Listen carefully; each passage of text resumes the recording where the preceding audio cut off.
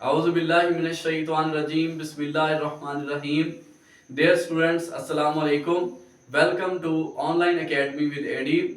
Okay, today we will discuss about a very interesting topic, that is neutron diffraction. Okay, हमारे पास तीन diffraction methods हैं जिनसे हम crystal structure को determine करते हैं। मेन तीन मेथड वो कौन कौन से हैं? पहला है XRD, diffraction of X rays, और दूसरा है डायफ्रैक्शन ऑफ न्यूट्रॉन्स, तीसरा हमारे पास है डायफ्रैक्शन ऑफ इलेक्ट्रॉन्स। ओके, इनमें से एक्सआरडी हमने पढ़ लिया था कि उसमें हम क्या करते थे, एक्सरेज फेंकते थे किसी सैंपल के ऊपर और फिर वो सैंपल के जो एटम्स है उसको अब्सॉर्ब करते थे। बाद में फिर हमें बाद में एक्सरेज मिलती थी जिनको हम डिटेक्टर की मदद से डिटेक्ट कर लेते थे।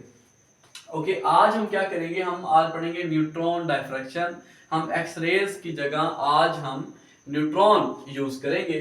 न्यूट्रॉन डायफ्रैक्शन क्या है? Basically it is a phenomena in which a crystal is irradiated by a neutron. कहता है ये वो फिनोमिना है जिसमें क्रिस्टल के ऊपर आप क्या करते हैं, न्यूट्रॉन फेंकते हैं, न्यूट्रॉन की बीम जो है वो फॉल करवाते हैं। और उससे हम करते क्या है, it and helps to study crystal structure, और इससे हम क्रिस्टल की जो स्ट्रक्चर है उसको स्टडी करते हैं। इसका प्रिंसिपल क्या है? When a monochromatic radiation fall on a sample, सबसे पहले हमने ये क्या करना है कि जो न्यूट्रॉन की बीम है उसको मोनोक्रोमेटिक बनाना है।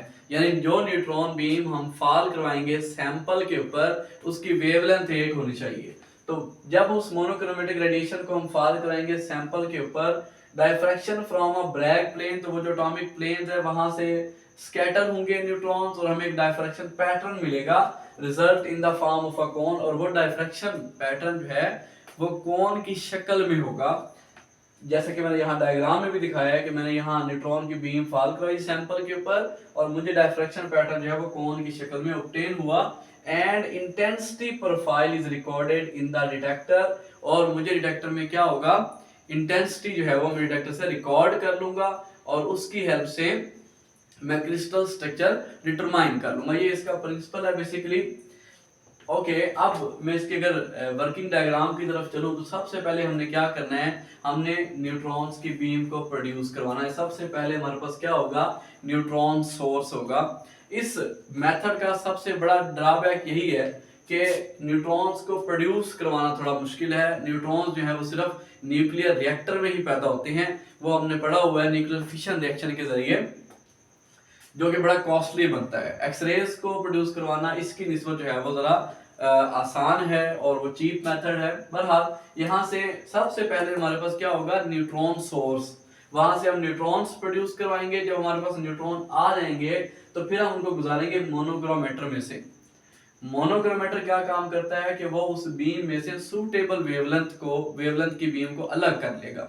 ओके, और मोनोक्रोमेटिक बीम जो है न्यूट्रॉन्स की उसको फॉल करवाएगा सैंपल के ऊपर। वहां से कोई कुछ रे जो है वो ट्रांसमिट हो जाएगी और कुछ जो है वो स्कैटर हो जाएगी। ये हमारे पास क्या है, बेसिकली स्कैटर्ड बीम है। और इस स्कैटर्ड बीम को हम डिटेक्ट कर लेंगे with the help of the detector की मदद से हम उस बीम को हेल्प करेंगे, हमें एक डायफ्रैक्शन पैटर्न मिलेगा और उसकी मदद से with the help of that pattern we will find the crystal structure. Okay, I hope ये यहाँ तक तो हमें क्लियर हो गया। लेकिन फिर डिफरेंस क्या है एक्सरेज में और न्यूट्रॉन डायफ्रैक्शन में? पहला डिफरेंस इनकी प्रोडक्शन में है कि एक्सरेज जो है वो किसी और मेथड से थर्मियोनिक इमिशन के जरिए इलेक्ट्रॉन प्रोड्यूस होते हैं, फिर वो जो है वो टारगेट के ऊपर हम फॉल करवा के वहां से एक्सरेज जो है वो प्रोड्यूस करते हैं।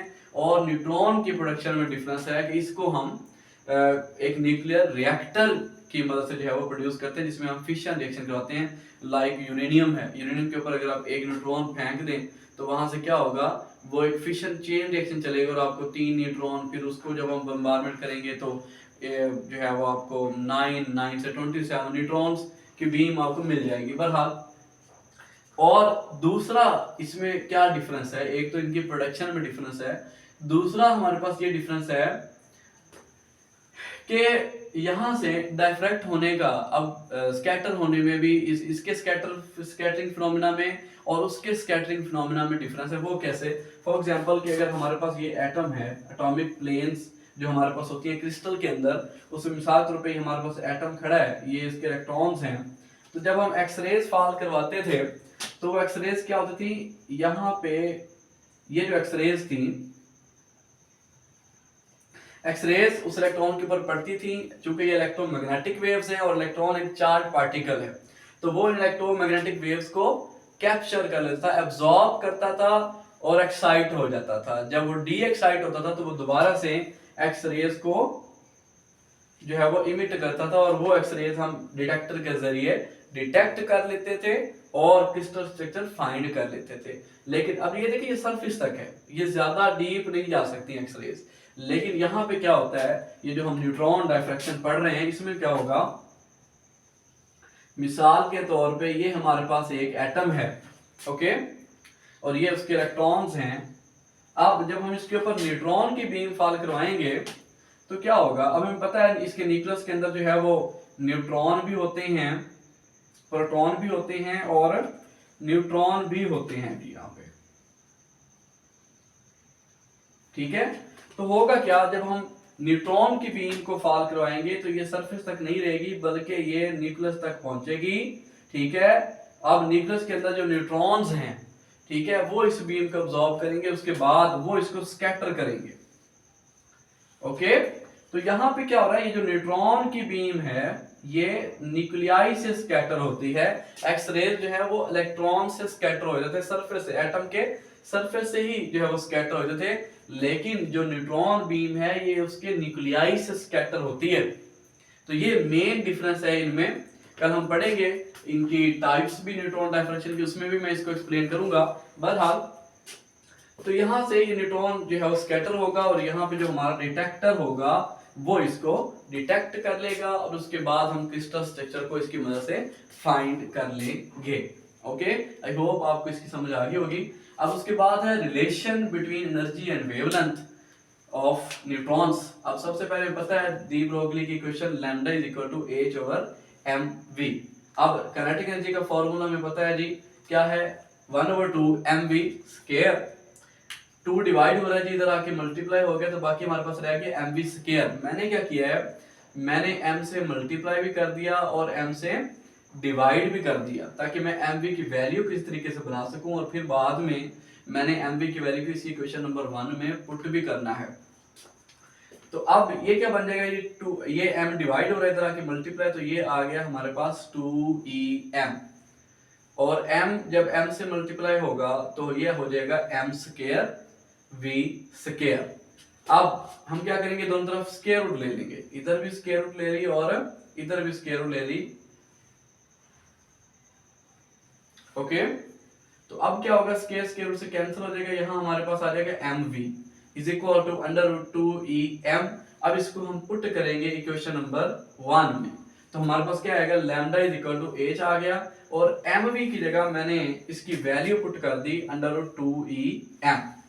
तो this is the relationship between wavelength and energy, and we can see that they are reciprocal to each other, कि जिसकी वेवलेंथ कम होगी उन रेडिएशंस की एनर्जी ज्यादा होगी, ओके।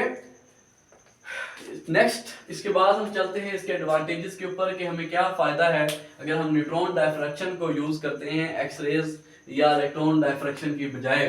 तो एडवांटेज में सबसे पहला इसका जो एडवांटेज है that is it can be used for investigation of magnetic materials. ये मैग्नेटिक मटेरियल्स को स्टडी करने के लिए भी इस्तेमाल होता है। कैसे, क्योंकि हमें पता है न्यूट्रॉन जो है इसके ऊपर चार्ज कोई नहीं है, लेकिन इसके पास इसकी भी मैग्नेटिक मूवमेंट होती है और न्यूक्लियाई की भी मैग्नेटिक मूवमेंट होती है, ओके। तो जब हम न्यूट्रॉन डायफ्रैक्शन जो है वो न्यूट्रॉन की बीम फॉल करते हैं, बाज का तो ऐसे है ना, जो मैंने भी आपको बता दिया कि न्यूट्रॉन की बीम जो है वो न्यूक्लियाई से टकरा के और फिर फिजिकल इंटरेक्शन के जरिए जा रही है। समटाइम ऐसे होता है कि न्यूट्रॉन का जो मैग्नेटिक मूवमेंट है वो सिर्फ इंटरेक्ट करता है न्यूक्लियाई के मैग्नेटिक मूवमेंट से और यहीं से स्कैटर हो जाता है, ओके। तो फिर इसकी मदद से हम क्या कर सकते हैं, मटेरियल्स की मैग्नेटिक प्रॉपर्टीज को भी स्टडी कर सकते हैं क्योंकि इसके पास मैग्नेटिक मूवमेंट है, ओके। अब मैग्नेटिक मूवमेंट होती क्या है कि कोई भी मटेरियल है अगर हम उसके ऊपर मैग्नेटिक फील्ड अप्लाई करें तो उसकी जो अपनी डोमेन्स को अलाइन करने की एबिलिटी है उसे मैग्नेटिक मूवमेंट कहते हैं। बहरहाल तो सबसे पहला ये है कि इसकी मदद से हम मैग्नेटिक मटेरियल्स को जो है वो स्टडी कर सकते हैं। दूसरा it is used to distinguish between isotopes of an element. देखें चूंकि एक्सरे सिर्फ सरफेस तक जाती है तो वो आइसोटोप्स की स्टडी के लिए इतनी यूजफुल नहीं है, लेकिन न्यूट्रॉन बीम्स चूंकि इनर तक जाती हैं, अब हम पता है आइसोटोप्स में क्या होता है, सिर्फ उनके न्यूक्लियाई में डिफरेंस होता है। ओके, आइसोटोप्स का एटॉमिक नंबर सेम होता है लेकिन एटॉमिक मास डिफरेंट होता है, इनमें neutrons, number of neutrons different होते हैं। तो आइसोटोप्स को स्टडी करने के लिए भी क्या है, हमारे पास न्यूट्रॉन डायफ्रैक्शन यूज होती है।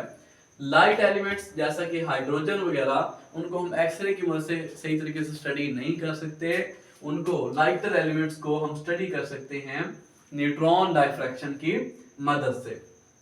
ओके, तो ये इसके एडवांटेज हैं क्योंकि ये इनर तक जाता है। ओके, अब डिसएडवांटेजेस क्या हैं?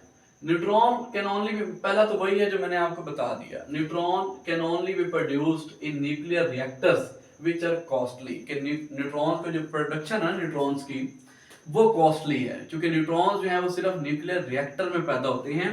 ओके, और इसकी वजह से इनका जो प्रोडक्शन रेट है वो बहुत ज्यादा है, तो ये हमें कॉस्टली पड़ते हैं। दूसरा है हाई वैक्यूम इज रिक्वायर्ड, हमें जो है वो हाई वैक्यूम रिक्वायर है इसके लिए। तीसरा, it requires relatively much larger amount of sample than in X rays. अब एक्सरेज के लिए जो हमें सैंपल चाहिए तो वो हमें जरा थिन चाहिए। ओके, थिन हो यानी उसमें से एक्सरेज गुजर जाएं, लेकिन इसके लिए हमें जो मटेरियल चाहिए दैट शुड बी थिक, हमें ज्यादा थिक मटेरियल चाहिए। उसकी वजह यह है कि इसकी पेनिट्रेशन पावर ज्यादा है, और मैंने बताया कि ये इनर तक जो है वो न्यूट्रॉन्स जाते हैं, तो इसके लिए सैंपल जो हमें चाहिए वो भी जरा थिक चाहिए। ओके, तो कल इंशाल्लाह हम नेक्स्ट टॉपिक में पढ़ेंगे कि न्यूट्रॉन डायफ्रैक्शन की टाइप्स क्या हैं। ओके, तो मैं थोड़ा रिवाइज करता हूँ आज के लेक्चर को। सबसे पहले मैंने आपको बताया कि क्रिस्टल स्ट्रक्चर को डिटरमाइन करने के जो डायफ्रैक्शन मेथड्स हैं वो मेन 3 हैं। कौन कौन से?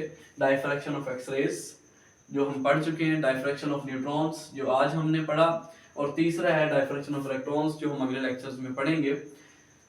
तो न्यूट्रॉन डायफ्रैक्शन क्या है कि इसमें हम एक्सरेज की बजाय न्यूट्रॉन बीम को यूज करते हैं, और न्यूट्रॉन बीम को हम सैंपल के ऊपर फॉल करवाते हैं।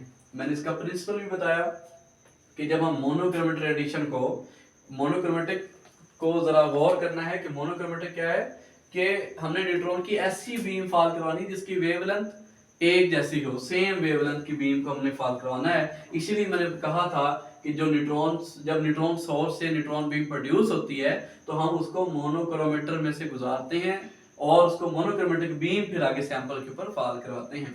जब हम मोनोक्रोमेटिक बीम फॉल करवाएंगे तो हमें जो डायफ्रैक्शन पैटर्न मिलता है तो वो ब्रैग्स कंडीशन को पूरा करता है, और फिर हम क्रिस्टल स्ट्रक्चर को डिटरमाइन कर सकते हैं। फिर मैंने वर्किंग इसका थोड़ी सी बताई कि न्यूट्रॉन सोर्स से न्यूट्रॉन पैदा होंगे, उनको मोनोक्रोमेटर में से हम जो है वो गुजारेंगे ताकि हमें एक मोनोक्रोमेटिक बीम मिल सके।